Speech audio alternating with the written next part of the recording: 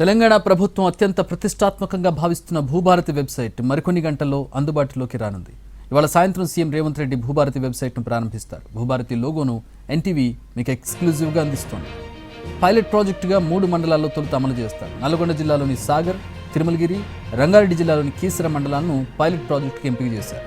Bhubharati portal ఆవిష్కరణ ప్రత్యక్ష ప్రసారానికి వ్యవసాయ శాఖ ప్రత్యేక ఏర్పాట్లు చేస్తోంది. రాష్ట్ర వ్యాప్తంగా 566 రైతు వేదికలలో ఈ కార్యక్రమాన్ని ప్రత్యక్ష ప్రసారం చేయనుంది.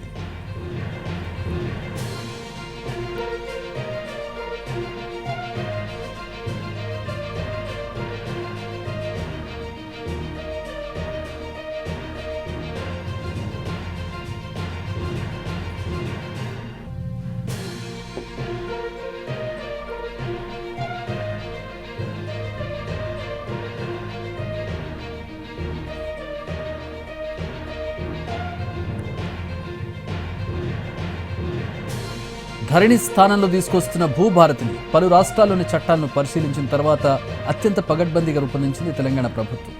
భూ సమస్యల పరిష్కారం, లావాదేవీలకు సులభమైన మార్గం అందించడం లక్ష్యంగా భూభారతి పోర్టల్ డెవలప్ చేసింది. భూభారతి చట్టం రైతులకు, ఆసాములకు భద్రత కల్పిస్తుందని సర్కార్ చెబుతోంది. కనీసం 100 ఏళ్ల పాటు ఈ వెబ్సైట్ ఉంటుందని సీఎం రేవంత్ రెడ్డి చెబుతున్నారు. భూభారతి చట్టం, పోర్టల్, లోగో విషయాల్లో సమీక్షల సందర్భంగా సీఎం రేవంత్ రెడ్డి కీలక సూచనలు చేశారు. భూభారతి పోర్టల్ యూజర్ ఫ్రెండ్లీగా ఉండేలా తెలుగు, ఇంగ్లీష్, ఉర్దూ భాషల్లో అభివృద్ధి చేయాలని అధికారులను ఆదేశించారు సీఎం.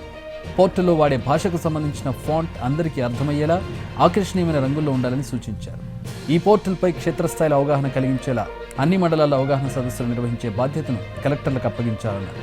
పైలట్ ప్రాజెక్టులో గుర్తించే సమస్యలను, ప్రజల నుంచి వచ్చే సలహాలు, సూచనలను స్వీకరించి పోర్టల్ను అప్డేట్ చేయాలని ఆదేశించారు. వెబ్సైట్తో పాటు యాప్ను కూడా పటిష్టంగా నిర్వహించాలని సూచించారు.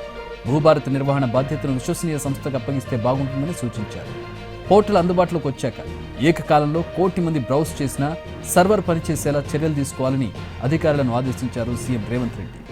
ఏఐని వినియోగించి పోర్టల్లో బగ్స్ని సృష్టించే ప్రమాదాలు లేకుండా సైబర్ దాడులను ఎదుర్కొనేలా అత్యాధునిక టెక్నాలజీతో పోర్టల్ను సన్నద్ధం చేయాలని సూచించారు.